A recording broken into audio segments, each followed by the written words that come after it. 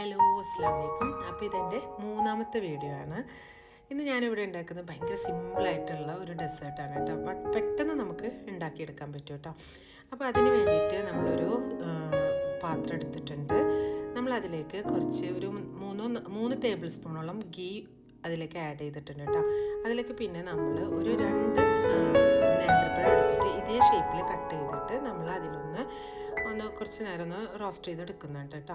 അപ്പോൾ അതിലേക്ക് പിന്നെ നമ്മൾ 1 കപ്പ് നാളികേരം ചെറുകിയതും കൂടി ഇട്ടിട്ട് നമ്മളത് വീണ്ടും കുറച്ച് നേരം ഒന്ന് ഇളക്കി എടുക്കണം കേട്ടോ. അതൊന്ന് കുറച്ചും കൂടെ അതിലൊന്ന് റോസ്റ്റ് ആവാനുണ്ട്.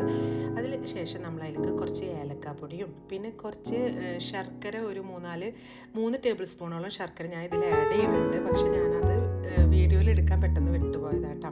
അപ്പോൾ അതൊക്കെ കൂടി നമ്മൾ നന്നായി ഒന്ന് ഇളക്കിയെടുത്തതിന് ശേഷം നമ്മളതൊരു സെർവിങ് ബൗളിലേക്ക് നമ്മൾ മാറ്റുക കേട്ടോ. പിന്നെ അതിൻ്റെ മേലെ നമ്മൾ ഇതുപോലെ തന്നെ ഒരു 2 3 നമുക്ക് എത്രയാണോ ആവശ്യം അതിനനുസരിച്ച് ഐസ്ക്രീം ഇങ്ങനെ സ്കൂപ്പ് ചെയ്തിട്ട് അതിലേക്ക് ഇട്ട് കൊടുക്കാം കേട്ടോ. ഞാനിതിൻ്റെ മേലെ കുറച്ച് ആൽമണ്ട് സ്ലൈസും കൂടെ യൂസ് ചെയ്തിട്ടുണ്ട് കേട്ടോ. അപ്പോൾ ഇത്രയേ ഉള്ളൂ ഈ റെസിപ്പി. അപ്പോൾ എല്ലാവർക്കും ഇഷ്ടമായെങ്കിൽ ലൈക്കും ഷെയറും ചെയ്യാം കേട്ടോ.